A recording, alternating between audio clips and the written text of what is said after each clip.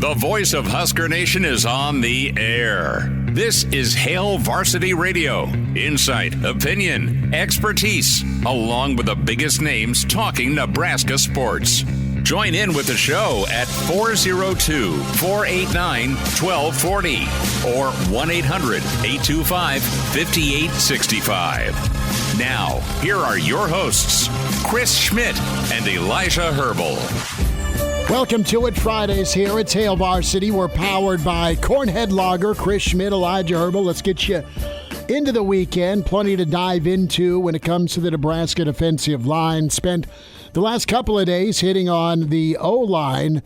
But D-line, that's a group Nebraska fans want to see play and perform at a high level. We'll spend some time on that. Husker 24/7, Brian Christopherson with us in about 15 minutes in hour two. Proud of Fairbury, NBC Sports, the Professor Bill Doleman back with us as he is still, can we say on assignment? On assignment still in SEC country. So we'll check in with Billy D. And then before we say goodbye, some more commentary from the man that's imaginary and wears red, Clausborne, will be with us. Numbers to get in, 489-1240. 489-1240. Toll free, 800-825-5865 across the Hail Varsity Radio Network. And can email the show, Chris at hailvarsity.com. Find Elijah on Twitter at Herbalessence. Myself, Chris Schmidt at Schmidt_radio. Elijah, hold your arms and your elbows up. I know you're wearing the Tebow shirt. If you're watching in the stream, like and subscribe on Hail Varsity YouTube. Can watch and follow along on the Twitter feed as well at HVarsity Radio. So let me see. Let's do the inspection here. Cornhusker State games this weekend. You've got a little smirch going on that area between the elbow and the wrist. You were doing some ironing today. Yeah, the iron-on numbers for my jerseys in the Cornhusker State games. Back in the day, shout out Friday, Stacy's locker room over there on 48th and Prescott. They used to make it real easy. Right. You'd show up, you go to the back, and Stacy's locker room would do it for you. They would iron on it. They had the press in the back. Made it real easy. So for midget football, it was, all right, go get a mesh jersey, go get some long socks, get the mouthpiece you can boil. If you are a really responsible kid, you get the mouthpiece you can tuck in the front of your helmet without the strap. But most of us weren't responsible, so we're back to Stacy's locker room to get another mouthpiece because day 2 of practice, it would get lost or trampled. Anywho, but you were doing your own for your basketball team. Is there a team name? If we die, we die. Oh, really? Yeah. Is that on the front? No, it's not.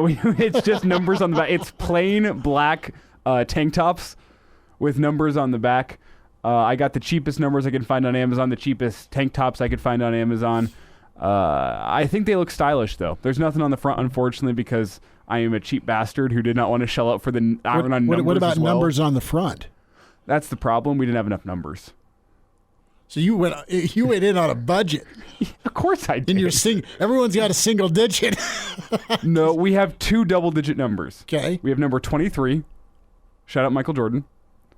And then we have number 67. For who? That'd be my roommate. Jared Foster? That'd be my roommate Darren. He's out of shape, and the 67 number seemed fitting for how he plays the game of basketball, which is not skillfully. More bold China closet. More like a former lineman trying to play some basketball. He's going to box out, give effort, and then probably yak at halftime. All you linemen that played hoops. And Southeast had a great run of football guys playing basketball, but they were good enough athletes. It wasn't square peg, round hole.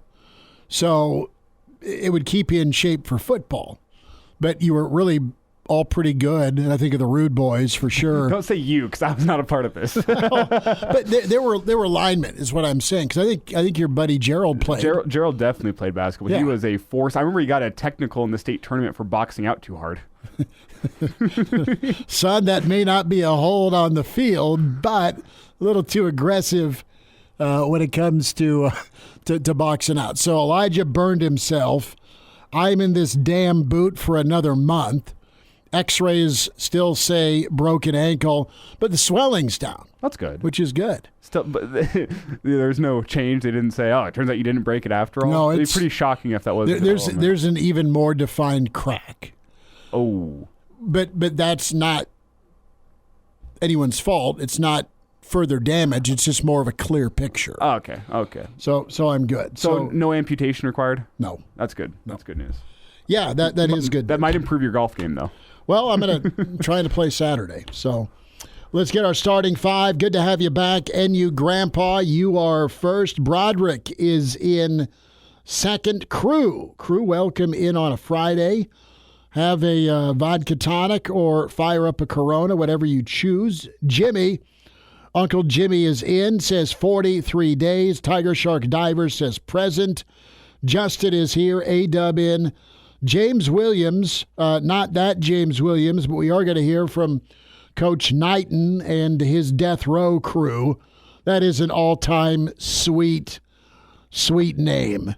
30 years ago, some of us were members of CD clubs, which means you'd send $1 in and they'd send you 4 free CDs. But you had to order 8 CDs by the end of the calendar year. And let's just say the CDs were marked up to like $25 a piece. So you live and you learn. But I know 30 years ago, I waited all summer, probably 32 years ago, for my Dr. Dre Chronic album. And in that album, you have the iconic Welcome to Death Row from Snoop. Well, fast forward to 2024, that is your Husker football defensive line group nickname. So I don't think this is the same James Williams, but James Williams here in the stream. It's almost time for the season to start. It's like Christmas on the first day or the first day of your senior year. I get the best outfit out for that first impression. Listen, we'll hear from Pot Roast here in a little bit. Crazy Spider Adventures is in as well. Jeff Snitley, part of the Boulder Peace Treaty, here, along with Larry, Jack. Black Hills Brennan is in, and Black Hills Brennan's blowing out some candles tomorrow. Happy birthday, Brennan. Weston is here. The real Matthew, Eat Beef. Vince is in. We'll get to more of your comments and stream, but true or false, we're going to do multiple choice here. Nebraska's defensive line unit is and will be the strength of this football team. You want me to answer that now? Yeah. Absolutely true. Yeah. It needs to be, but 2, it should be based on who performed well as a Ute and who is back. And you've got a whole bunch of guys that could have gone to the NFL that didn't. Tuck is in as well. Good to have you, Tuck, and more comments to you. But no, I look at that defensive line unit, and some of your legendary units were not only the motor to successful seasons, but they also left remnants. We hear a lot about culture in football. You have these older guys like Ty and like Nash and like Jamari Butler that have come back. Could have got a check in the NFL at some level or some round. They're coming back. NIL makes that a little more doable. But for them, man, it's really about getting that bad taste out of their mouth from a record standpoint and a bowlless streak. And all these guys signed up 2018, 2019, 2020. I mean, that's the range. And some of them are 6-year guys. Some of them are 5-year guys that are back. And not only are they finally hitting that ceiling, maximizing their potential, they all were recruited based on a projection. Here's what you saw in film in high school. Here's some snippets you've seen at Nebraska on the field. Put it all together, stay healthy, and go have a hell of a great year. And then there's the cavalry, the reinforcements, the true sophomores, the Prince Wills, the Lenharts, the Van Poppels, the Wallens, all those guys that are seeing it come to fruition for the older guys in just a year under Coach Knighton. So you keep doing what you're doing, keep listening, keep being coachable, and you too can keep progressing and be dominant. You have a dominant defensive line, you stop the run, you get after the quarterback, makes that back seven their job in life much easier. But that screams payday, right? I mean, you have a certain reckoning when you have defensive line units, Sue and Crick and Pierre and Turner. We think back to 2009. We think back to Steve Ward and Jason Peter and Wistrom and Bad Mother Rucker, right? That team that won it in 97. The 94, 95 lines with Tomich as well and Christian. So they're remembered and revered forever around here. Let's see if I'm interested to see just how far and how good this D-line group can be, because it's a hockey line, brother. You've got 9 or 10 guys that Knighton wants to play as starters. Elijah Judy's another guy that could have a big impact this year, and they all want to keep growing, right? It's not just third down for James Williams. It's also, can you be first, second, and third down guys if you're Lenhart and you're pushing to beat out a senior or a redshirt junior for time. So Nebraska's in prime position, Elijah. Well, and just to lay this out, I am going to include the jack position as a member of the defensive line. I know they're the hybrid. By name, they're considered a linebacker. They're that third linebacker in the 3-3-5. I've been calling it more of a 4-2-5 because that's how it looked last year. That's how I expect it to continue to look this season. So just to lay this out now, I am including the MJ and Prince Will and a younger guy in Maverick Noonan, the guys that are playing jack. I'm including them as defensive linemen in this conversation just for simplicity's sake. But you look at it, and it's the group that I think specifically on the defense that it is a safe assumption to assume that they are going to be better than they were last season because they return everybody. Everybody that was a key contributor on that defensive line last season is back. And with guys like Nash and Ty, I think you've seen them make so many strides during their Husker career. It's little things. Like we've talked about Nash dropping a little bit of weight, trying to be a little bit more athletic, maybe as a pass rusher. Like that could be something that could marginally add to his game and make him a little bit better. Ty Robinson's kind of in the same boat where it's little things whenever we talk to Jay Moore about reading the game a little bit better, being able to see that first step from the offensive lineman and react a little bit quicker. It's little things those guys are improving upon. But then you look at the younger guys in the room. Your Cam Linharts, your Prince Wills, the guy James Williams, I'll throw in this list as well. So many coaches that we've talked to on this show have explained, hey, guys make their biggest jump in college between their first year on campus and their second year on campus. Because first year on campus, you don't have all that much time to work on your body. You can make some strides in the weight room. You're going to make some strides on the field as you adapt to the college game, the speed of what you have to deal with. But by year 2, you've adapted to all of that, and now it's a full off season, a full 9 months to work on your body. And by the time you come back in the fall, it's no longer your head swimming. It's you're starting with a head start, essentially. You can make your biggest jump between year 1 and year 2. And those are the guys that I think have to make the strides for Nebraska to go from a really good defensive line to an elite defensive line, which I think this defensive line has the potential to be elite. If Linhart and Prince Will and James Williams, Riley Van Poppel, the younger guys in the room that are back for year 2, if they can make the kind of stride that you come to expect from a guy between freshman and sophomore season, it can take this defensive line from very good, we're talking top 4 in the Big Ten, to being one of the best, if not the best in the Big Ten with what they already returned from their upperclassmen. Well, you need to be in that conversation, right? If Nebraska wants to be all they can be, and that's beyond 6-6, we're talking 8 or more, you're going to need to be scrappy enough to be in that conversation where it's not a clear Grand Canyon gap between what Ohio State's got, what Michigan has, what Oregon has, what SC has, what Penn State has. Those are typically the teams that out-recruit you in Lincoln by stars and ranking. Wisconsin's been salty for a lot of years on both lines of scrimmage. And you're going to go up. I mean, you've got a major test at the end of the year when it comes to what Iowa is going to want to do to you. You have a major test in November, well, typically with what Wisconsin want to do, although they're 4 or 5 wide now.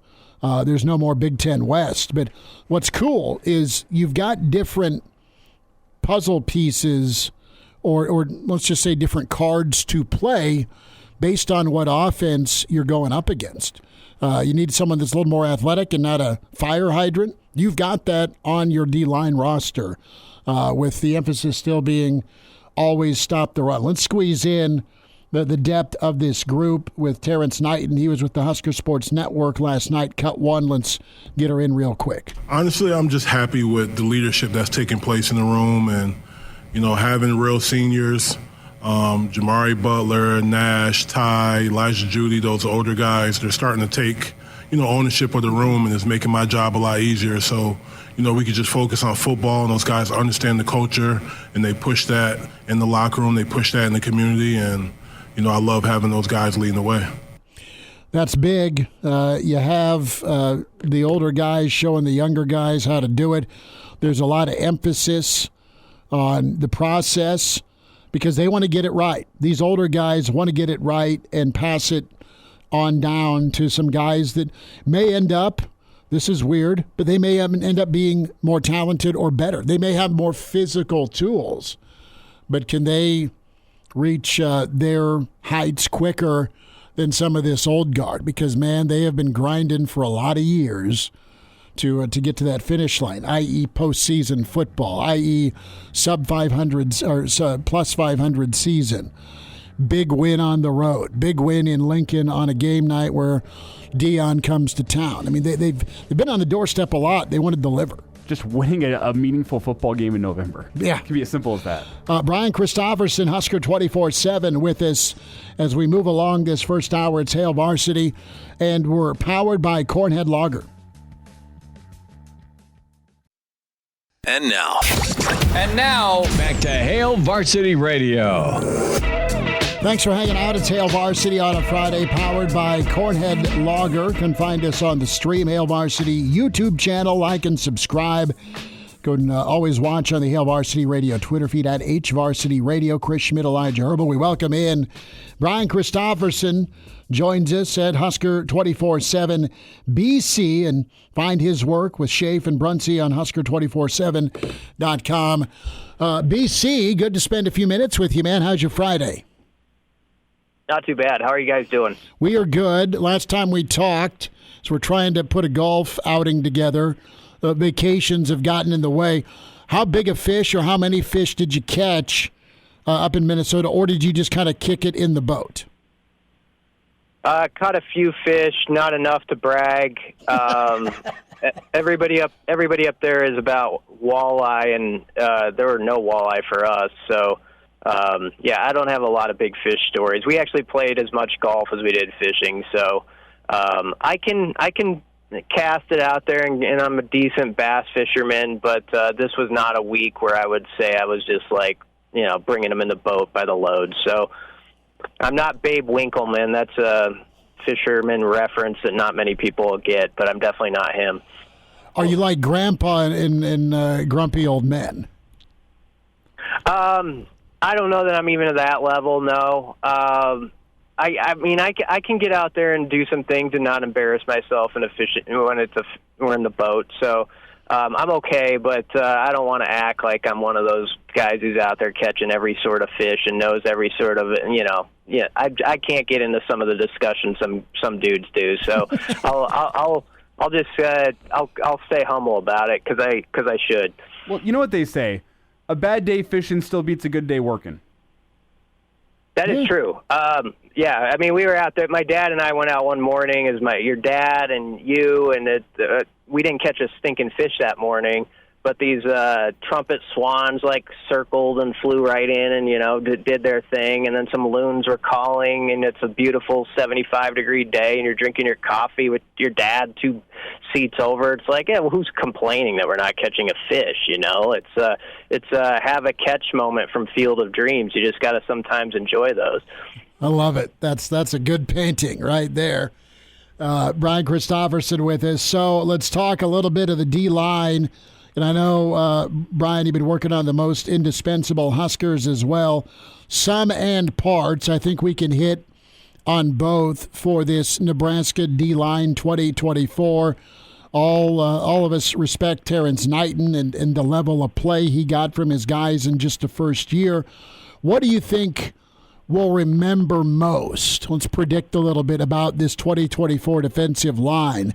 Is it going to be the 2 big guys that came back, or is it going to be just the level of play and the depth from the entire line?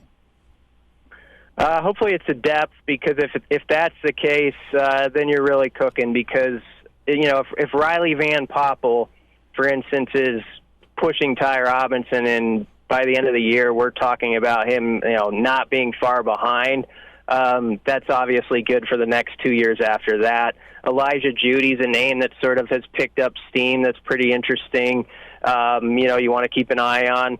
As he did his show last night and went through about 10, 11 guys, it wasn't one of those deals like some years where a coach is asked about 10 guys and the first 3 or 4 are really interesting, and then after that you kind of are like, yeah, okay, we'll put in the token one line that he said about this guy, and it's like we're not going to see much from him later. I mean, when he's talking about like James Williams as like the 8th or 9th guy they're bringing up, and what he can bring to the table. James Williams was on our indispensable list because we sort of think he's about to bust out even more and maybe be more of an every down guy. So I think the hope is that the depth sort of meets what people think it's going to, and I'm one of those that believes it's going to be the strength of the team, and it's not just Nash and Ty. Jamari, I think at the end of last year, was probably playing about as well as anyone on the defense. He's bulked up even more. People sometimes forget his story, but Jamari came in kind of a raw prospect, and it took a couple of years of build-up. And then, thankfully, he stayed in the program. That first December rule was here when he actually was in the portal for a day, because I just have a feeling he's going to be one of the top 5 players on the roster this year and maybe lead the team in sacks again. So we definitely can't forget about him. Brian Christopherson with us here talking some defensive line. And Brian, does the defensive line this year, the names they have back, which is all of them really, and some of the development we can expect to see from some of the younger guys that got some playing time last year, does that alleviate concerns that are out there with the defensive back room, given that a strong pass rush and a strong defensive line tends to take pressure off of defensive backs? I don't know if it takes off the table, like the pondering about like who is the other corner opposite Tommy Hill, and like if that guy's going to be able to lock it down in the atmosphere against Colorado and some of the dudes he'll be up against. It's still, I think, fair to call that a question mark. But I mean, the question's a fair one because it does all work together, and if they can get more of a pass rush, and if they can do it more with a 4-man rush, which Rule brought up in the spring is like a real key for this defense, where you don't have to get real exotic and you can still get home, that changes the game for any defense. And then your back end is really, you're in good shape in that sort of situation. So they do go hand in hand, but I don't want to just say, because they're so strong on the D-line, I'm still not really curious about, how the secondary is going to shake out or who's going to fit in there. I will say this, though. I asked Rule point blank in June, okay, you're a couple months out from the season. How do you feel about that secondary? He said, we're going to be good. And he was really, I guess you expect him to say that, but he said, last year people were wondering the same thing about certain spots, and on that defense, it ended up not being as big a worry as everybody thought it was. And that includes the D-line. A year ago at this time, we were asking if the D-line was a question mark, and then they quickly showed us a month into the season they weren't. Brian Christopherson's with us at Hail Varsity Radio. Find BC at Husker247 BC on Twitter, Husker247.com, where you can read him and Shafe and Brunsey. So, yay or nay on the death row era? You're a little bit younger than I am, but when I hear death row, I think I hear Snoop's voice in my head in the opening notes of Dr. Dre's album 30-plus years ago. Do you like the nickname? Yeah, I'm fine with it. I had a little humor in the story I wrote about it because a couple Sundays ago, not everybody even knows about this, but Terrance Knighton had changed his bio on Twitter. Oh, it was meltdown time, dude. Yeah. Not every Joe on the street or Joe or Jill knows about it, but there was a meltdown on the message boards for about 4 hours. Is Terrance Knighton still with the So it's good that he put back up there that he's the CEO of Death Row. And yeah, I know about the label, and they had some great stars. I believe it was connected a little bit to Suge Knight, right? So you don't want to be the Suge part of it necessarily, but the talent that was on the label was certainly some of our best rap talent we've had. So if they can live up to that as a football, as a defensive line, then I'm all for it. Do you care to speak on the theory regarding Suge Knight and Tupac Shakur? Do you have any strong takes there? I didn't see it. You know what? Next question. I'm early 40s, and there was a time in my life where I was really interested in it. Because I went to school where hip hop was big, and late 90s rap especially is sort of in my wheelhouse. But you can't pretend what you're not. In the last 5 to 10 years, I'm just out of the loop now, and I've kind of forgotten some of what I knew, and so I just can't speak on it like a cool kid anymore, and it's unfortunate. But I do not want to be the Steve Buscemi meme, where it's like, how do you do, my fellow kids or whatever. It's just I can't pull that off anymore. So who do you predict is the Dr. Dre of this unit? Okay, he's creating the best beats. Jamari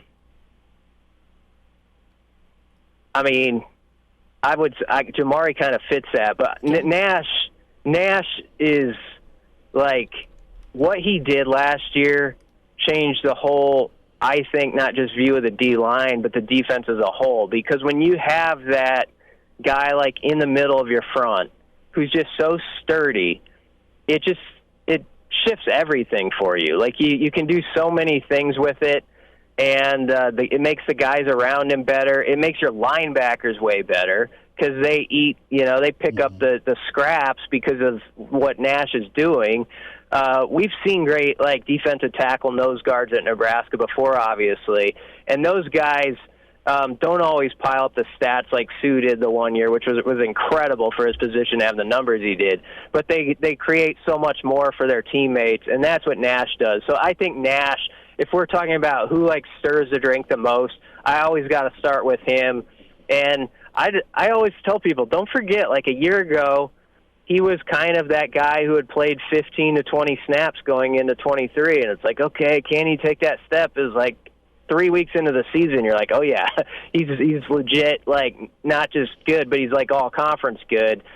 And as much as we talk about Dylan Raiola and what he's going to be which we should, and just as interesting a storyline to me is those guys like Nash, Jamari, and Ty, and can they take basically good to great? If they can do that, that changes everything for not just the defense, but also Dylan and that crew. If this is a top 10 defense and those guys live up to the billing, then, if the offense is ranked 65th in the country, you're still a pretty good team, if you combine that with an 8th-ranked defense. So if those D linemen are what we think they can be, sort of Dennis Green style there, that's going to help that offensive side of the ball a whole lot too. BC, about 30 seconds. Snoop and Tupac on this defense to round it out. Tupac is on the whole defense, you're saying? Just the line. Jamari. Jamari's got to be one of... Jamari's just we don't talk enough about Jamari Butler. He's a sack leader, TFL leader last year. And then you got to say, I think Ty Robinson right there. The guy we better not sleep on, though, and he could change his story and say, hey, you should come up with a name to connect to me, is Cam Lenhart. And I think Terrance Knighton made that clear last night when he said he's basically like a starter, too. So, we probably haven't talked as much about Cam Lenhart as we should. He played hurt last year, and he's basically the fourth guy on that D-line that's really stacked. So they obviously think a whole lot of him. Brian, hang on 2 seconds. On the other side, we'll hit on Cam next. Sounds good. And now, back to Hail Varsity Radio. Back with you a little bit of overtime here. Brian Christopherson with Husker 24/7 Sports.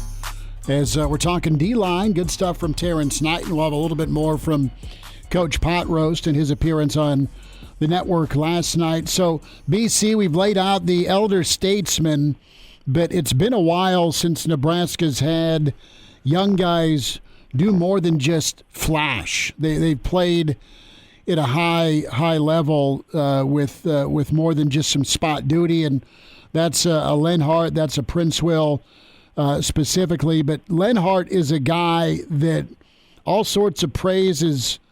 It's moderated a little bit by Coach. That said, we all saw and kind of went wow early, and what could have been if Lenhart didn't get dinged last year. Yeah, he had a tough injury, and you know what? He didn't make a peep about it really during the season, and so it was one of those deals where he kept showing up and played in basically every game, and so it wasn't like a discussion point. So there wasn't like that fallback sort of excuse of like, I mean, not that he needed one, but we weren't like, oh, okay, he's not quite 100%. That's why he had this big September. We haven't quite heard as much from him since then. I think we're going to see a different Cam, not only because of the experience in his pocket from last season, but just the fact that he's going to be healthy. And if you think back, Schmidt, to the Colorado game, you know, I still remember that sack on Shedeur Sanders about at midfield where it was just like it made me think of the Seinfeld when he's dating the gal who has the man hands, and he just like it's just like these hands just like reached out all of a sudden and grabbed Shedeur. It's like that. Yeah, those are man hands there. Yeah, he's just got different tools that last year the whole thing with him, of course, was because he's kind of got this old soul about him. So it's like he's basically a 35-year-old who has a mortgage. It looks, you know, he's a freshman, but he seems like all this. But he actually plays like a experienced guy too, and I think goes about his business that way. So it's a real thing, and so I expect you know, he's basically kind of thought of probably like a veteran to those guys, even who are like fourth or fifth year guys at this point, and that's a pretty good compliment. It's Brian Christopherson with us here on Hail Varsity Radio. And Brian, as we kind of wrap up discussion here on the defensive line, any names that might be further down the depth chart that you're watching for as being guys that somebody we saw last year with James Williams, a guy that could do something really well, came in spot duty, was never a starter, was never a key contributor, but was a guy that came in and made some plays. Any guys the depth chart you see as maybe being some spot duty guys this year that we should watch out for? Tua Lafotu, I think, is a guy who had a really good spring. Could give him some snaps in the middle of that defense, sort of as a nose, and he really made progress and probably wasn't talked about a ton, but I think he's going to get snaps and be in the rotation. Elijah Judy is just interesting to harp on a little bit more because if you remember, in the spring he was the guy who Terrance Knighton said he's like the wild card of this group. Like, we need him. Like, if we're going to be great, we need Elijah to be that guy. And he said that in front of the whole room, as he told it to us at least. He circled his number and said, you got to be that guy. And it sounds like Elijah's in a really good headspace. Had a kid last season. Of course, there's a lot of stuff with that off the field, and you're dealing with that. And I think he feels really good right now, and it's been showing on the field from what we've heard. So he'd be a guy to keep in mind. And then, of course, Riley Van Poppel, just, you know, what can he do when he's like 15 pounds heavier now and has the experience of that first season. I think sometimes one or two plays can mean a whole lot to a guy where they're in on a stop that is key. And he did that. He was in on that goal line stop at Illinois on the fourth down at the start of that game. And that's one of those plays that just sort of sticks with the guy. It's like, okay, I had that play. Let's build on it. I've had a big moment. Let's just make more of them. And he comes, of course, from a family with a dad who pitched in the majors. And I just think he's been trained to have the right mentality to sort of deal with the ups and downs that go with athletics at a big time level. So let's see what he can do. Urban legend says that Michael Bruns has a Todd Van Poppel A's jersey. If he does, he hasn't shown it to me. That would be really impressive. That'd be like, you know, like sometimes you go to the ballpark and there's always that one person who sort of steals the show, like 5 rows in front of you, because they have like this jersey of some name that's like from, you know, 1984 that's not usual. And that would be a great poll. So I don't think he has that, but maybe he's just waiting to bust it out at the right time. That is kind of Bruntz. He's kind of low-key, kind of sneaks up on you with stuff sometimes. The one sober guy wearing the Vance Law Cubs jersey, third baseline in Wrigley. That's what you're telling me. Yeah. I think of like Minnesota Twins guys sometimes will be like, I don't know, there's some guys that people wouldn't even know their names of, that like Shane Mack or somebody that's some jersey from the 91 Twins. Yeah, that we're on the same wavelength here. Give me a Dan Gladden jersey. Yeah, Dan Gladden, the Dazzle Man. He does color for the radio broadcast, actually. So, I listen to Dan on 570 out of Yankton sometimes. I shouldn't be pumping up other stations. You're it's out of fine. Yankton, South It's Dakota. South Dakota. I don't think that's a competitor with you. Dan Gladden does an okay job as a radio announcer, but he was a better left fielder for us when I was 10 years old. Love it. I just found a guy online that is apparently a Todd Van Poppel super fan. He has 232 of the 238 known Todd Van Poppel cards. 6 of those are autographed, 2 game-worn uniforms, a game-worn and signed pair of Todd Van Poppel cleats. I didn't know anyone was that into Todd Van Poppel. He was the rookie card to get, man, in 1990. He was absolutely the rookie card to get. Well, he was a first-round pick. Was he the top pick? I can't remember. I thought he was number 1 overall. Yeah, he was up there, and I think I've talked to him before for a story on Riley when he was coming out of high school, and I don't want to sell it short. It is useful to have a parent who has gone through the ups and downs like he did, like with so much pressure on him to live up to. There was a lot of hype about him, and he had to deal with it, and it didn't always go to plan, but. I mean, that's helpful when you got a mentor or father like that who can speak on those things when you're going through it yourself. BC, have yourself a weekend. We'll see you, bump into you in Indy, all right? All right, we'll see you there, guys. Thanks a lot. Take care. Appreciate you. There he is, Brian Christopherson, Husker 24/7 Sports. Good stuff from him. We kind of went baseball nostalgia there for a minute. And it worked out okay. And don't kid yourself, Bruntz may have that Van Poppel jersey. We'll have to ask him next time we see him. We also have to get back into this, as we asked to compare some of the D linemen to members of Death Row Records. Mm-hmm. Well, I mean, let's be honest. You have Tupac, you have Snoop, and you have Dre. I think Linhart's your Snoop, right? That's what makes the most sense to me. That up-and-comer, the young, fresh face in the room that's kind of doing his own thing, making a name for himself. Like, that's it for me. But, yeah, no one wants to be Suge. I think Suge's still in federal prison. Suge is Terrance Knighton. He's the leader of it all, the CEO. That's fine, but just in title only. Hey, Suge's a millionaire. Well, can't spend it. I don't know if it's transferable. We'll wind down this first hour. Pride of Fairbury, Bill Doleman. Next hour, Clausborne on the way. Thanks for hanging out at Hail Varsity, powered by Cornhead Lager. And now, back to Hail Varsity Radio. One final time, we'll have some more commentary on the Husker Network with Terrance Knighton. About 5:25 tonight, so plenty of comments on Jamari Butler, Nash Hutmacher, and Ty Robinson, but some young pups that you're looking forward to seeing as a Nebraska football fan. Tiger Shark diver. Fun fact at Suge Knight, I remember this, played Division I college football at UNLV. Defensive line is what Suge played before he got into might have been Nevada. Might have been the University of Nevada. Well, look at him. We know he wasn't playing on a skill position. he was not a slot back, is what you're telling me. A body like that is not meant to be a running back or a quarterback or a wide receiver. And I believe it was UNLV. UNLV sounds right. I don't think it was Nevada. Look it up.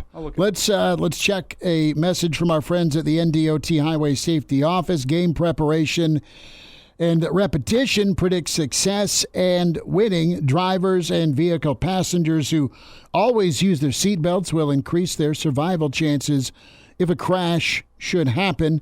Make it click. A message from the NDOT Highway Safety Office. Clausborne coming up in less than an hour. as he'll have some commentary on the week that's been, maybe a movie review from Claus. Suge Knight did, in fact, play at UNLV. He also played briefly for the Los Angeles Rams. Okay. As a replacement during the 1987 strike. Okay. So Suge Knight, noted. Good on Suge. Let's. Do we have time to squeeze in the namesake, the death row nickname, how that came about? Cut to here from Coach Pot Roast. Death Row, it's a name that we picked up. It's a name that the guys enjoy. We have a secret handshake.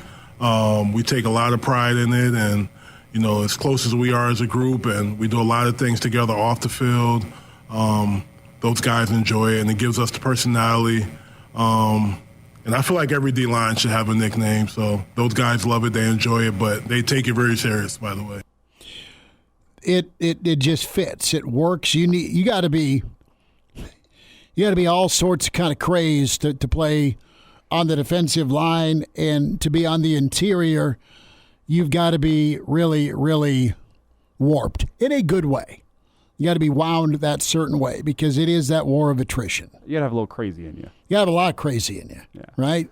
Because like offensive line is about that controlled aggression, whereas defensive line is about that fury unleashed. Do your job and be psycho. Yes. Right? Yeah.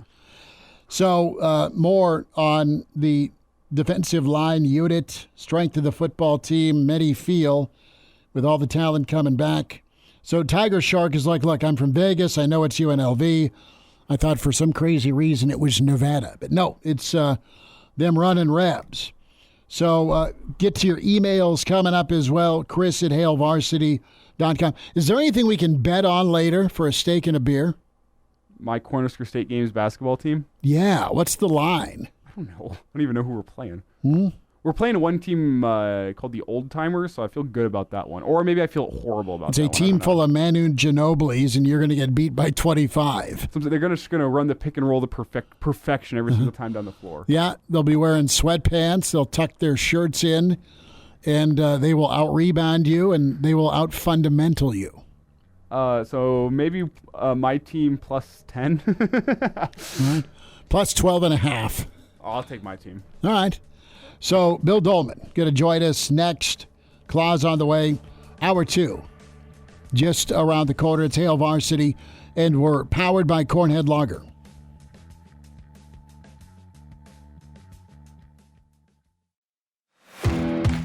He's the pride of Fairbury, an average Joe. Bill Doleman, the professor. I had a 6 ACT in 1967. One time I got an A and my grandma beat me for cheating. Now with Hale Varsity Radio.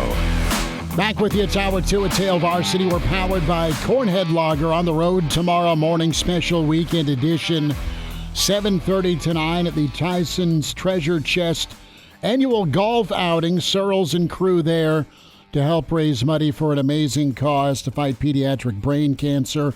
Log on today, hurrdatsports.com, and the unveiling, your chance to pre-order the 2024 Hale Varsity College Football Yearbook. That's right, the College Football Yearbook from Hale Varsity. Get it ordered today. You can log on hurrdatsports.com to do so. Guy who can write, he can deliver a wet bar on wheels for Hall of Fame football coaches and embed himself with the best down in SEC country. All of intel for this first 12-team playoff series. Bill Doleman with us, the professor, pride of Fairbury at Bill Doleman on Twitter, your average Joe. Billy D, how we doing? Good to chat with you last night on the Average Joe pod. It's better to talk to you on a Friday per your usual spot at 5, brother. How you doing? I'm doing well, and my long exile in SEC country is coming to an end. A lot of recon down in, from Mississippi to Miami, and on my way back, getting ready for the football season. But summer is about over for me because school and football season are about to begin. Way to keep it in order. Student athletes. Uh-huh. So we've hit a lot of the defensive line today.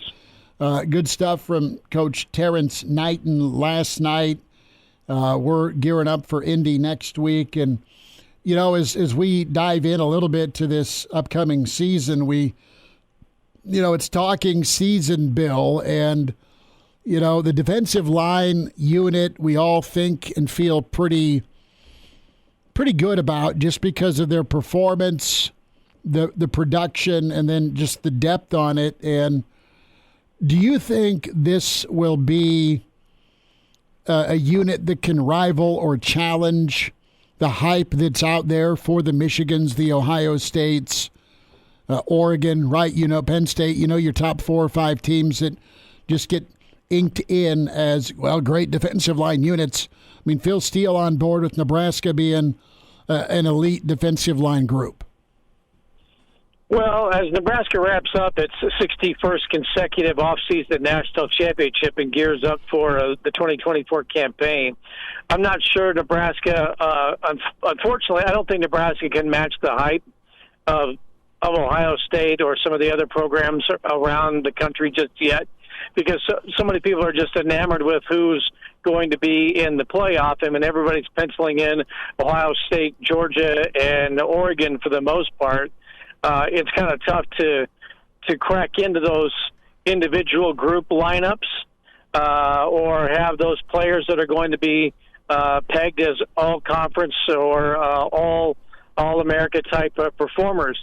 Now, that said, I think Nebraska's defense last year did well enough as a group from start to finish that there's going to be a lot of respect going into those early games that, you know, when they analyze Nebraska, especially against Colorado and whatever game else, you know, is on the early docket, that's probably where they will focus other than Dylan Raiola in the quarterback spot, because the defensive line should be, and the defense in general should be, a strength of the team. You know, last year when Nebraska's defense played so well, you know, early with so many guys playing against Minnesota and then so many against Colorado, where they played like 48 different combined in the first 2 games.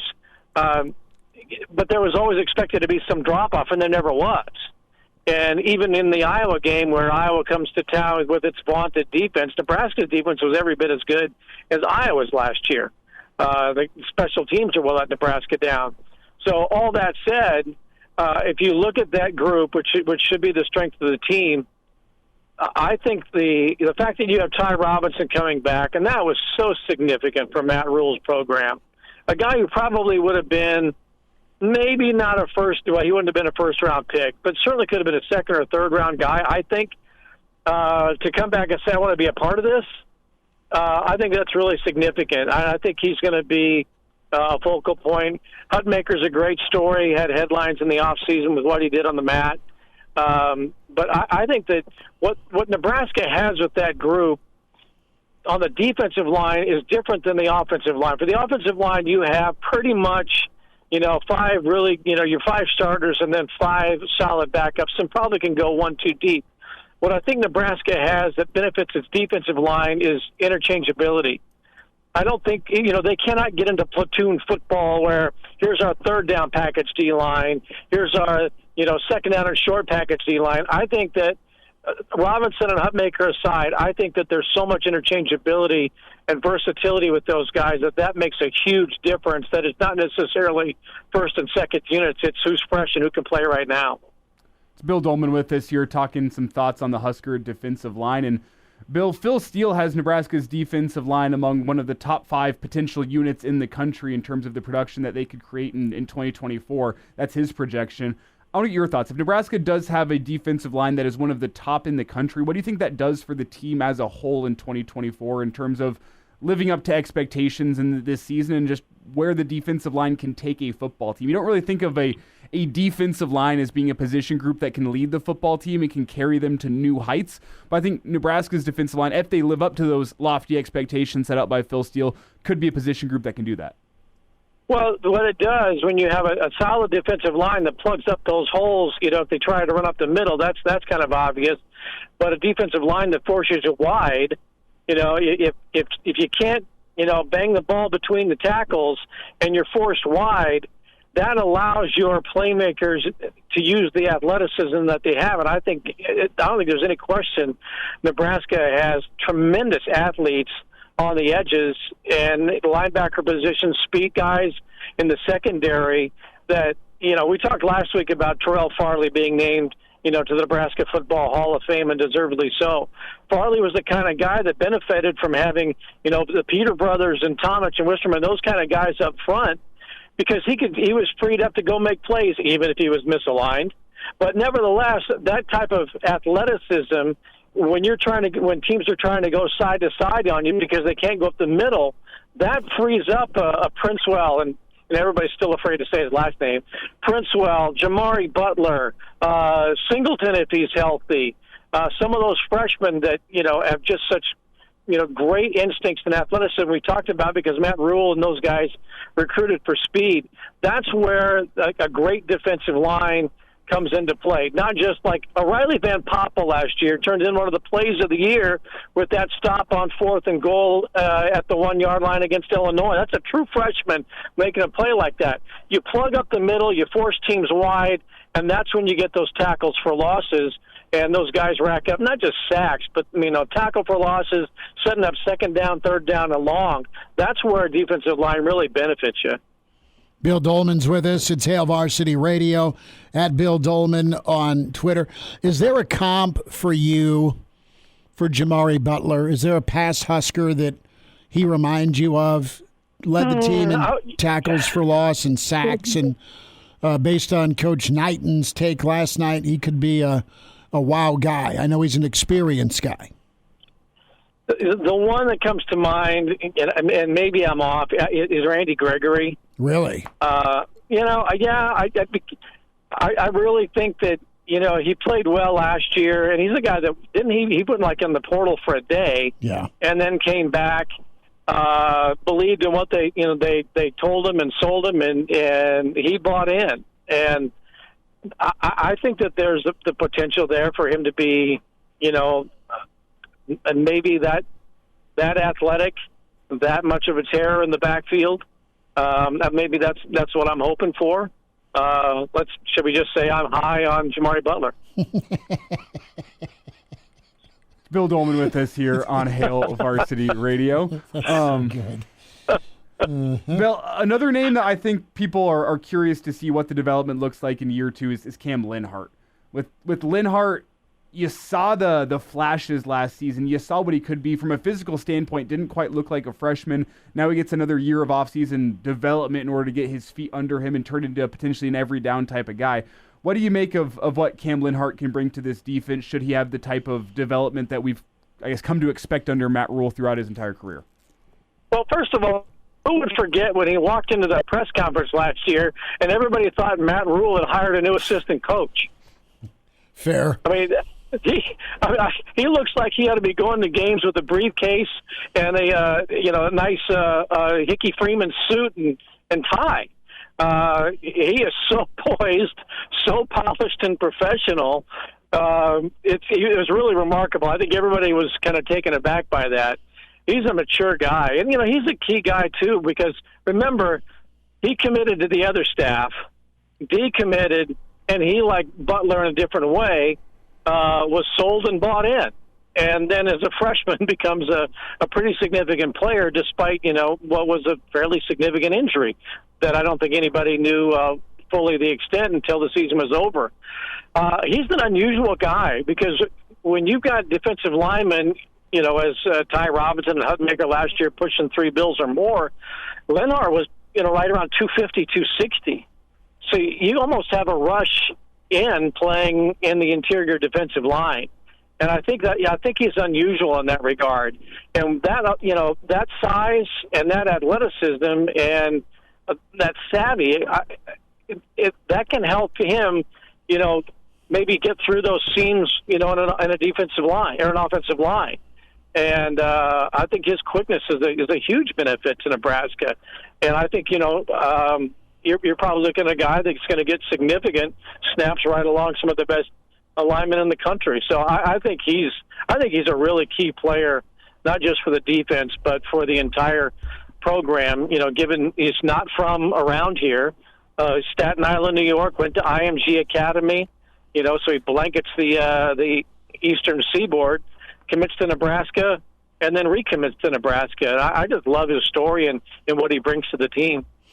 Bill, we'll wrap up the D-line talk with your take on what's the right amount of crazy you need in the defensive line room. You're talking to a guy who covered Nebraska during the Peter Brothers era. I know. That's why I'm asking you, what's the right amount of crazy? I don't think that there really is a right amount. I think there has to be an amount. Just more? And a lot of it, Well, hey, I can go back even further than that. When Nebraska brought in Mike Murray, who was about 5'8" out of Chicago, whose dad was a streetwise cop, and Mike Murray liked playing with snakes. So, there's the right amount of crazy that I don't think anybody wanted to mess with a guy like Mike Murray at middle guard, So I think you got to have just the right amount of it. And I don't know the crazy personalities of Nash and Ty and Cam and all that, but maybe Podros has enough to give to everybody. But let's face it, they got to have a couple screws loose to play that position. They do. And back in the days of cigarette vending machines, would the fury be unleashed on O Street by some nameless defensive linemen from Nebraska from time to time? Was that a thing? Did they ever put a plaque above that cigarette machine down at Chesterfield? We don't need to bring up any names of past history, but, there was kind of a badge of honor that cigarette machine took a beating one night. But, look, Nebraska's had some great ones, Neil Smith and Lawrence Pete, Danny Noonan, Jim Scow, Chris Bachman, some a little more sane than others. But look, it has a chance. I think that's a that has some personality headed up by its coach. Well, it's Coach Knighton. And Dominican Sue had some crazy. Have you heard the story about the Holiday Bowl where the Arizona offensive line was we're looking forward to the challenge, and Sue just had apparently this look in his eyes at the dinner before the game? Searles swears that there are bodies buried somewhere because of Sue. And it's not during 4 quarters of football. There's some crawl space that's just slammed full. Well, I mean, and this isn't a Nebraska guy, but you think back to Lawrence Taylor. Yeah. He was smoking crack before practice. That's a whole nother level of crazy. Carolina guy. Oh, Bill Doleman's with us. Bill, last thought on the Chesterfield cigarette machine from '85. Was that a headbutt or a fist that did it in? Did you witness it? I did not witness it. No, I did not. It was just legend that made its way around campus. That was it. Did they go for the smokes or the change? I just think they did it to prove a point. That's all. Blood does not bother me. All right. Bill, we'll pour a whiskey when you get back into the great state of Nebraska soon. Or Guinness. Guinness and whiskey. We'll do both. We'll see you soon, and thanks for a few minutes today. All right, boys. Be good. There he is, Pride of Fairbury, the Professor Bill Doleman. Follow him on Twitter at Bill Doleman. So there's this still pic, and I forget the caption that our old average Joe buddy Mike Riley put up about the cigarette. It was something about, I know who harmed me or something like that. We've just got this cracked, beat-to-hell cigarette machine. It was like it was a headbutt that went in. This is a story that's before my time, I'm pretty sure. Apparently some crazed defensive lineman put his head through a cigarette machine back when there were cigarette machines. They had the glass front, cracked. We'll hear more about the D-line next. Hail Varsity Radio is live. Now, back to Schmitty. Schmitty's a great guy, but he don't have a brain. And Elijah. You want me to speak? When I point at you, yeah. On Hail Varsity Radio. Back with you. Clausborne's 15 minutes away. And Justin says, I remember seeing a cigarette machine once as a kid. They were everywhere, man, when I was a kid, especially after Dad's softball games up in Havelock. You walk into one of the bars in Havelock, and you pull the little lever, and bang out came your someone's Smokies. Well, now they have got vape vending machines. Yeah. Yeah, our friends over at the bar have a vape yes, vending they do. machine in there. We had to unplug the vape vending machine to plug in for the show. Sorry, not sorry. Practice good habits, folks. Right. Listening to Hail Varsity is a great habit. Doesn't turn your lungs into little popcorn explosions.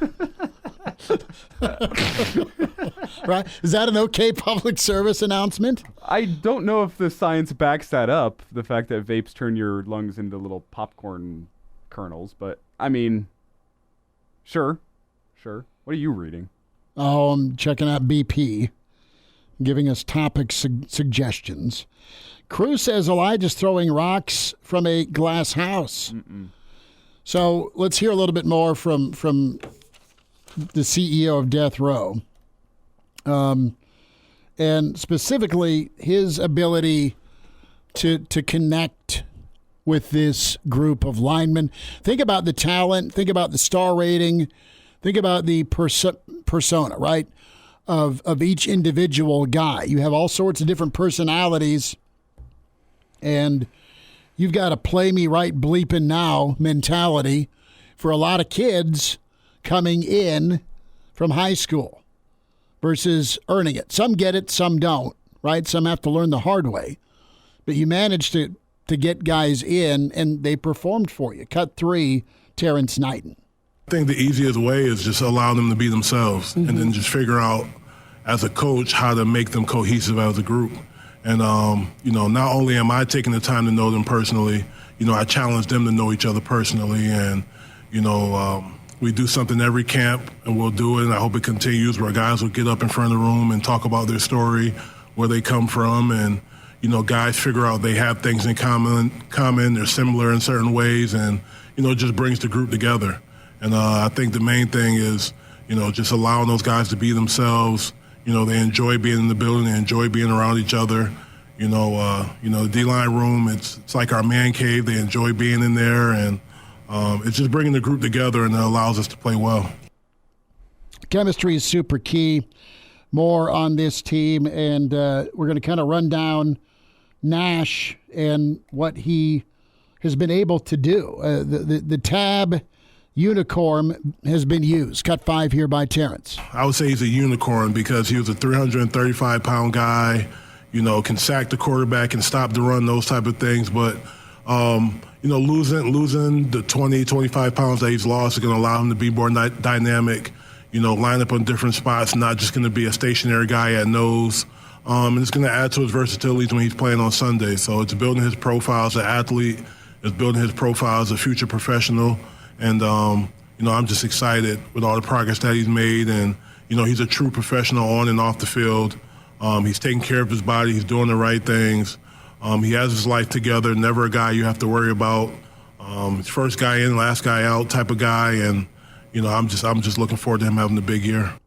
Elijah, we saw the polar bear come in. We remember the recruiting story. The entire staff goes up to South Dakota, fishing trip, and they get him. And he's a guy that could have real easily went to Iowa. They have had a good run of tight ends, yes, in the NFL, but they've had a good run of front 7 guys in the NFL. That's not just linebackers, but that's defensive linemen. You also had Wisconsin, and you had Minnesota. You had a real recruiting win for Nebraska to get this guy. And then they're able to let him do something he loves with wrestling. We know the story. Talked with Coach Manning about it this spring. But then for him to build off of a leaner frame is incredible. I mean, you just wonder what a more explosive polar bear is going to look like and be like in the rigors of a Big Ten season. He was phenomenal, that Minnesota game we were up at, and he had a really good season this year, but a new, more dynamic polar bear is something the Big Ten's going to have a real problem dealing with. Yeah, the question is like, can he maintain that anchor status at a slightly lower weight with a little bit more athleticism to his frame? Like, can he get home to the quarterback? Can he be a half step quicker while still being your anchor of the defensive line, that guy that really makes things happen in the middle, not in terms of necessarily making plays on running downs, but being that guy that can stand up the nose guard and force a running back to go outside into the teeth of your defense, if you will, by just standing an offensive lineman up. You don't need to be, as a nose guard, one of those guys that's flowing sideline to sideline, so I hope that's not the goal. It's like that combination of athleticism to be able to get home to a quarterback, to be able to pull out some different pass rush moves while still being an anchor on the inside. That's what I think you're looking to see from Nash this season. Is it starts up front as a nose guard. You have to be a run stuffer. You have to be a guy that can stand up to a double team, that can stand up the center if they try to single block you. But whenever you get those passing downs, whenever those edges are screaming around the outside, can you be athletic enough to get off your block, and whenever the quarterback steps up into you, you can make the play?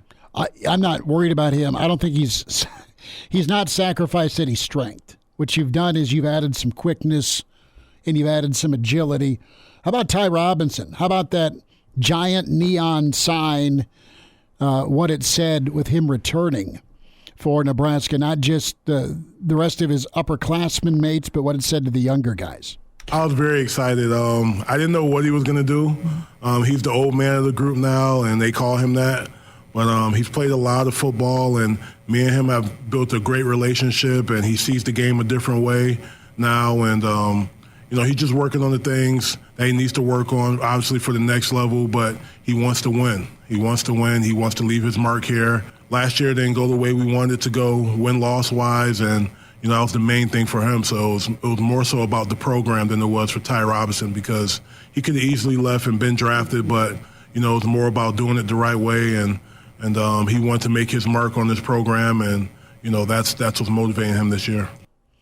So that is Terrance Knighton with the Husker Network last night. Sat down with Jessica Cootie for about a half hour. Go check that out on YouTube. Good stuff. Before we finish up, can we get the thought on Jamari Butler as well? Yeah, that's where we're going next. Okay. Yep, here is Jamari, his emergence, and this is from the CEO of Death Row. He's a great athlete, and he's very smart. So when we first got here, he was playing linebacker, playing outside linebacker, and, one day in the run period, he dominated the guy, and then I was like, this guy can play D-line. And he's rugged enough and tough enough to do it, and he's a guy who's changed his body this offseason, put on 25 pounds of muscle. He looks like a D-lineman now, doesn't look like a linebacker. And like I say, he's a very smart player. He sees the game well and moves slow for him. Towards the end of the year, he became one of our better players, and, he'll be a guy that we depend on this year as well, and I expect him to take a big step and be one of the better players in this conference. How about Cam Lenhart? We know BC with us earlier in the show. Brian Christopherson, Bill Doleman also spent time on Lenhart. You and I have kind of been wowed. We're in Boulder a year ago, seeing him rip off 2 sacks, 2 of the 8 sacks Nebraska had against the Buffs. And this is your freshman from IMG. How about year 2 for Cam Lenhart? Here is Terrance Knighton. Well, it was great for Cam because he got to play a lot of ball last year. Obviously got hurt and then had to come back, but during that adversity, he was still trying to push through, still practicing, trying to get out there, and he's a really tough kid. And, we mentioned those 3 seniors, but Cam is a starter on this defense too. Mm-hmm. He's a starter on this defense too, and we expect him to play well this year. And, the athleticism that he has, his play temperament, how physical he is, those type of things, it's easy to coach a guy like that. And, he's a guy right now who's just figuring out college life, academics and social and, in football, and he's doing a great job, and you can see the maturation that he's had this spring, and he knows him and Jamari. He competes with Jamari every day. They compete in the weight room. They yap back and forth, but it's all love. But Cam is definitely a guy. He's a starter. He's playing at a starter level. If I could play 6 guys, I would love to. But that's the great thing about our room. But Cam is definitely a guy who's showing these young guys, like, hey, if you come in and do it the right way, and your mind is right, and you follow the program the right way, you can come in and play right away. And I'm just happy with the strides that he's taken. Real quick on Elijah Judy and what he'll bring to that interior. I am so proud of Elijah Judy because when he got here, he was going through some things personally that was holding him back on the field. And, his life is finally together. He has a beautiful son, beautiful family. They're always here. They're at practice. And seeing him come to work every day with a smile is way different than what he was last year. And he's a guy that just brightens up the room. His personality's coming out, and he's playing the best football he's ever played right now. Spring was going out there. He was a black shirt during mat drill, so he's a guy who's took a lot of steps forward. And, I expect him to take, be one of the guys that's pushing to be a starter this year as well. So, and I've said in the past, we need 8-9 guys that play like starters, and, Elijah is one of those guys, so I'm looking forward to seeing him take those steps this year. And there's your clip. Oh, for like a new intro? For Elijah Herbel's intro. Elijah is one of those guys, so I'm looking forward to seeing him take those steps this year. We could just keep it to Elijah's one of those guys. Yeah. Elijah is one of those guys, so. Could be good. James Williams, come on down. Really fast, before we get to James Williams, I do want to say Elijah Jeudy is the guy that I consider to be like a floor raiser for Nebraska, because you're going to need to get rotation. And I don't think he's going to be one of those first 4 defensive linemen that are going to be out there, But the rotation guys are the guys that whenever you can come in and have a little drop-off, very little drop-off, those are the guys that raise the floor. Like a James Williams, who we're going to get into here in a second, that's a ceiling raiser. A guy that getting pressure off the edge, screaming on the outside, that raises your ceiling as a defensive line. It's Jeudy. Those rotational guys that can come in and have the same standard. Those are your floor raisers. That you're just loaded. You are just deep and loaded. James Williams, can you do more than third down? He's been working on it. Every single day, he challenges me to be a great coach, and he's just a special guy. Had a different road to Nebraska than most. Came to a camp and had to start the next week, but James every day is trying to do the right things, pushing to compete. One of the toughest guys in the weight room, competing wise right now. That was his challenge this year, was not just being a third down guy, being the guy that can go out there and play every down. And his body has changed. He's put on 10, 15 pounds of muscle, and he's just doing the right things right now. And life is starting to slow down for a little bit. He's getting comfortable. And, last year he was shy, not really hanging out with the guys, but now he's a guy that, the guys look for, So James is doing a great job, and, I expect big things from Sackman this year, first and second down as well. So. That's Terrance Knighton. We will transition to Clausborne. He's imaginary. He wears red. He's next. And now, back to Hail Varsity Radio. Winding down a Friday. It's Hail Varsity, powered by Cornhead Lager, weekend edition. 7:30 to 9 tomorrow. We'll be at Woodland Hills for the Tyson's Treasure Chest golf outing. Excited to be on site for that. We welcome him in. He's imaginary. He wears red. I caught part of Clausborne's weekly commentary in lieu of some predictions, although he'll make a prediction or two, I'm sure. Without further ado, let's bring him in. We say hi to Claus on Hail Varsity. Clausborne, how are you? Well, I'm doing okay, preparing for the season. We mentioned last week that I've been doing some workouts, and I added a new exercise to the routine. I've been practicing with 4 sets of 10 remote throws through the TV for the college football playoff ranking releases. So I think this year that might be something we'll be concerned about. 4 sets of 10. How's the accuracy? Well, I just started this week, so I'm not quite as accurate, but the power, surprisingly, is still there. I like it. Claus, how have you dealt with the week? A lot of drama last Saturday. You been able to cope okay? Well, I was certainly disappointed that the National League swept the Futures game and the Celebrity Softball game. I'm not aware of anything else that happened last Saturday. Of course, there was the national tragedy on Monday night when our beloved national anthem was murdered by a Grammy nominee. So that's been something I think that has united the country, and we'll come out stronger for it.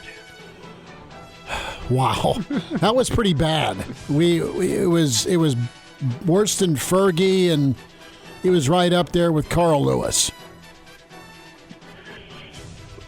Well, as part of my education, I once visited a slaughterhouse, and that was more audibly pleasing than what I heard on Monday night. Clausborne's for a with us. glue factory. Oh, wow. Claus, how about the topic of Big Ten Media Days or the Big 18 Media Days? They get going next week. How's your interest here with, of course, not only Nebraska, but some of the new members of the Big Ten? Well, I'm certainly hopeful for the season. I believe Coach Rule has got a track record of turning things around, so I'm looking forward to that. I'll be interested to see how Oregon does this year.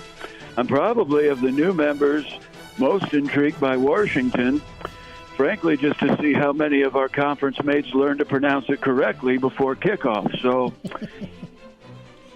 that'll be the most intriguing thing, as USC probably not going to be so good, and UCLA, barring the return of zombie John Wooden, I'm not too concerned about them. So other than that, we've got Iowa. It's always intriguing to figure out how many white players they'll have in the secondary and see who their starting punter will be this year. So we'll find out more when the press conferences start.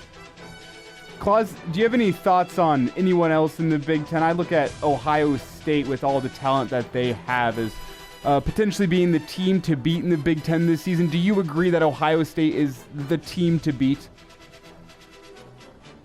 Well, I would agree. Ohio State probably is the team to beat talent-wise. They've got some good coaches, but you can never rule out Penn State sneaking up from behind. So there it is, 5:45 Central Standard Time. Oh, that's so bad. They weren't on the list to discuss, Claus. don't ask questions if you don't want the answers, boys. That's journalism 101. So okay. I'm sure it's been a while since you sat in Rick Alloway's class, but that's one thing I know he stresses. It is. Claus, how about movie review? You've seen the new Twister. It's not a remake, but it's more Storm Chasers, correct? Yes, it's technically a sequel that focuses on a completely different storyline. The only real similarity is that it's set in Oklahoma. But I feel like we've sort of seen this plot play out over the last year. Of course, the original, very popular in the 90s, a dominant force. The hero wore red. And now we come to 2024 with a brash new young cast of characters that's just as exciting and intriguing. I wonder where we've seen something like this before. Of course. Sorry, I dropped my telephone there. I just got so excited about the idea of Matt Rule shooting fireworks into a tornado.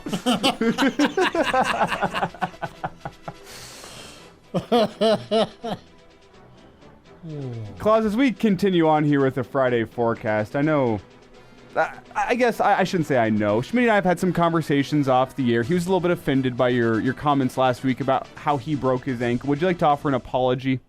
No way he'll give me an apology. Well, Christopher, I certainly hope that the healing process is on the way. I heard Deshaun Watson might have a good masseuse for you. Wow. But one thing we should have all learned early on is to keep your hands and feet inside the vehicle, even if you're driving crazy. If Georgia Bulldogs football players can learn it, I think you can as well. I know. Never again will I be dangling outside the cart. Boss?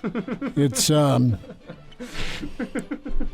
just treat it like the Simpsons bus driver, right? I tell you to keep your hands inside the school bus, you better listen.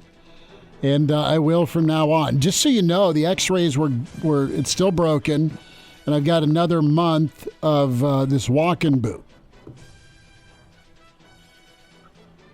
Well, I'm sure it's quite the fashionable walking boot. It's probably not as cool as the shoes made for the players by Adidas, but it'll definitely get you sympathy from the girls, if not admiration.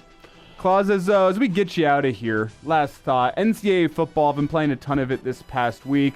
I've got my Road to Glory character. He just got suspended, actually, for cheating on a test for the University of Ohio, so that's no good for me. But I do want to get your thoughts. What is the rebuild of choice for Clausborne if you're looking around the world of college football? What team would Claus rebuild?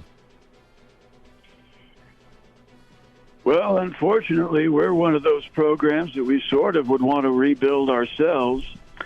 But I'll be honest with you, I don't know if you saw the picture of the glitch that came out. A fellow was playing Colorado versus Ole Miss, and Ralphie looked a little bit excited about the outcome of that particular play. And I have always been against that kind of imagery. In fact, there's billboards that have been up around the state attesting to my opinion. So we have banned college football 25 in this house. Yeah, Ralphie, a bad moment in time. Smokey, the Tennessee mascot, also a bad moment in time after a touchdown. Claus will holler next week. We'll get you some cocktail sauce, all right, from St. Elmo's. Okay. There he is, Clausborne. Imaginary wears red. We'll wind down a Friday next. And now, back to Hail Varsity Radio. Always get your favorite segment or the entire show podcast there for you. Spotify, iTunes, Google Play with Hail Varsity Radio. Like and subscribe. Give us a rating, good, bad, or ugly. We appreciate the feedback. Video portion, Hail Varsity YouTube. Check that out as well. Like and subscribe. Follow on Twitter at HVarsity Radio. Get the Hail Varsity Yearbook as it is out for you. The preview, hurrdatsports.com, where you can go. Hurrdat.com. Just check it out. You can guess who's on the cover or the multiple folks on the cover. Elijah, you got a big old basketball game happening tomorrow. Weekend edition, 7:30 tomorrow to 9.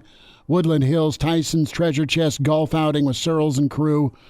That'll be awesome. Doleman's coming back to the great state of Nebraska. Whiskey 30 with him, hopefully. Then I just hope my wife does not lose it on me if I snore too loud tonight. I mean, I could be in another walking boot Sunday. A matching walking boot. That has been floated by her to me.